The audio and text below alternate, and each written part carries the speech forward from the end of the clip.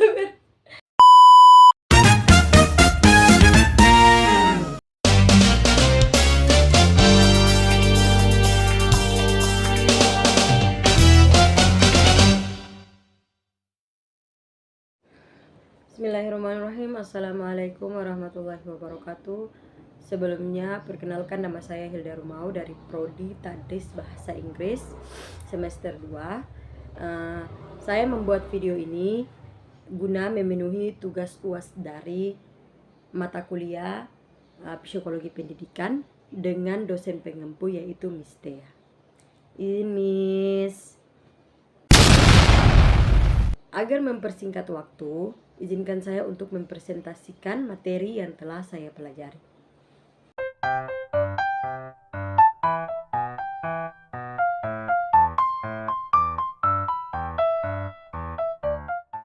Saya akan menjelaskan materi pertama, yaitu metode kontribusi dalam bidang psikologi pendidikan.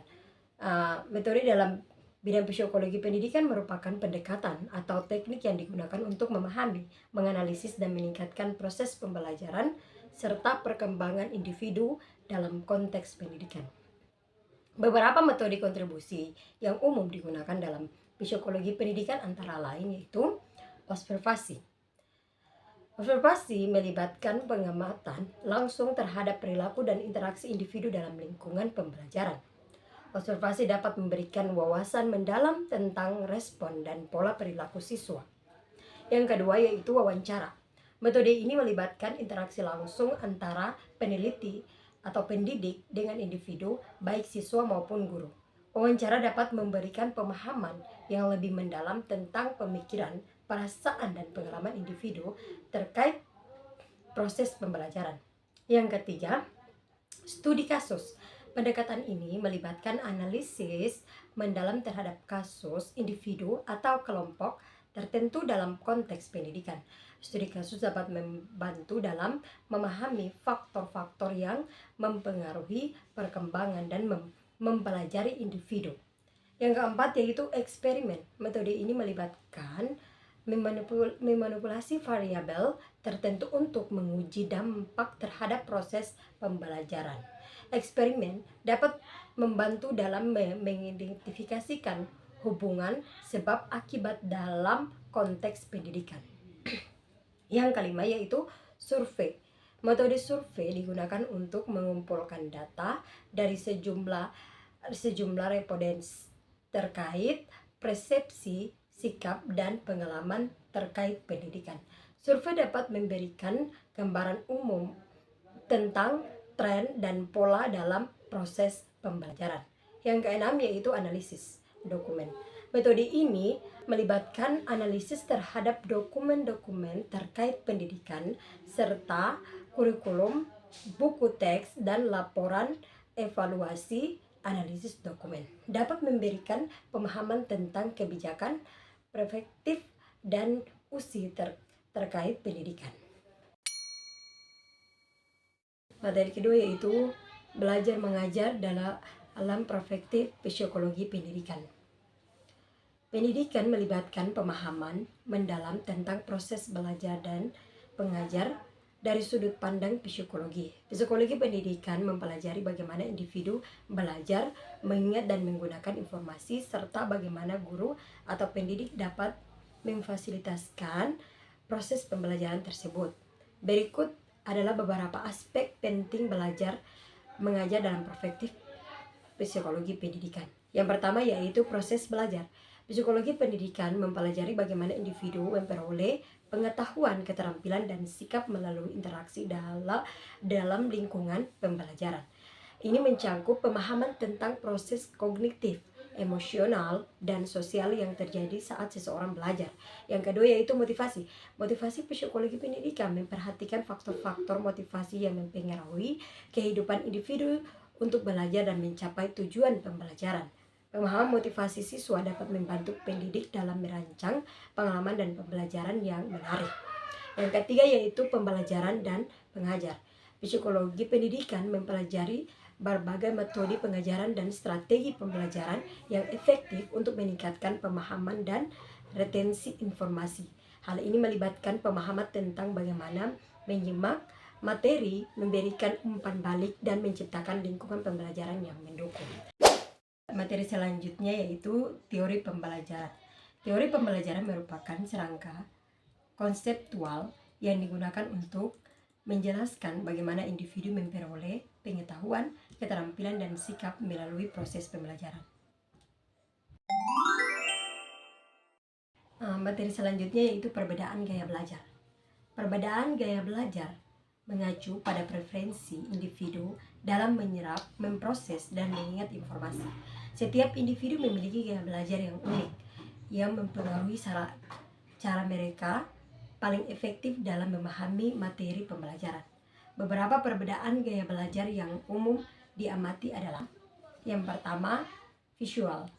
Individu dengan gaya belajar visual cenderung belajar lebih baik melalui gambar, diagram, dan visualisasi. Mereka memahami informasi dengan melihat dan mengamati. Yang kedua yaitu auditif. Individu dengan gaya belajar auditif lebih suka belajar melalui mendengar, seperti mendengar kuliah, rekaman, atau diskusi. Mereka memproses informasi dengan mendengar dan berbicara. Yang ketiga yaitu kinestetik. Individu dengan gaya belajar kinestetik belajar lebih baik melalui pengalaman langsung dan aktivitas fisik. Mereka memahami informasi dengan melakukan dan merasa secara langsung. Yang keempat, verbal. Individu dengan gaya belajar verbal lebih suka menggunakan kata-kata tertulis atau lisan dalam pembelajaran. Mereka cenderung belajar melalui membaca, menulis, dan berbicara. Yang kelima, logis. Individu dengan gaya belajar logis lebih suka memahami konsep melalui pola, logika, dan penerangan. Mereka cenderung menyukai pemecahan masalah dan analisis. Yang keenam, sosial. Individu dengan gaya belajar sosial lebih suka belajar melalui interaksi dengan orang lain, seperti diskusi kelompok, kolaborasi, dan kerja tim. Mereka memahami informasi melalui interaksi sosial. Terakhir yaitu gangguan perilaku dan kesalahan belajar. Gangguan perilaku dan kesalahan belajar merupakan dua konsep yang berbeda namun saling keterkaitan dalam konteks psikologi pendidikan. Berikut ada penjelasan singkat mengenai kedua konsep tersebut. Yang pertama yaitu gangguan perilaku. Gangguan perilaku merujuk pada pola perilaku yang tidak sesuai atau mengganggu dalam konteks pembelajaran dan interaksi sosial. Gangguan perilaku dapat meliputi berbagai bentuk seperti agresif, hiperaktivitas, desorganisasi, atau perilaku yang merugikan diri sendiri maupun orang lain.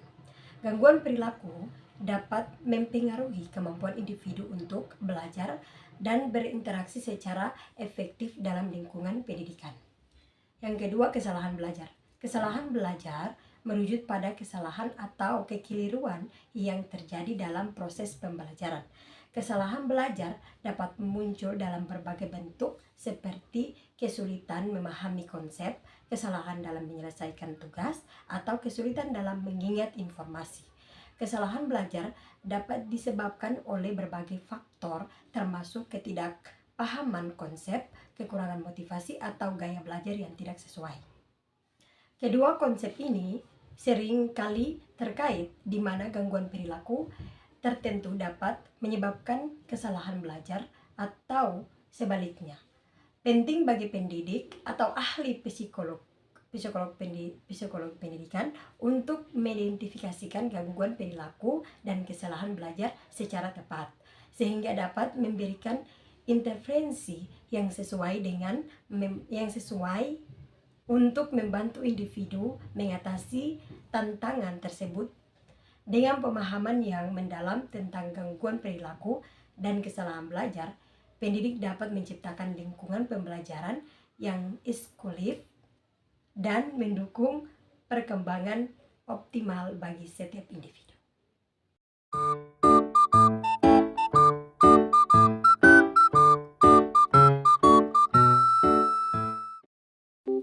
Nah, itulah tadi presentasi saya, kurang dan lebihnya saya mohon maaf. Apabila ada kesalahan dalam presentasi saya mohon maaf karena saya bukanlah nabi yang selalu benar. dan juga iblis yang selalu salah, tapi saya berada pada keduanya, salah dan benar. Wabillahi taufiq wal hidayah. Wassalamualaikum warahmatullahi wabarakatuh. Terima kasih.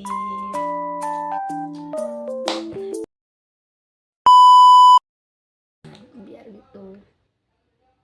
Teori pembelajaran merupakan kerangka gitu kan, sabar.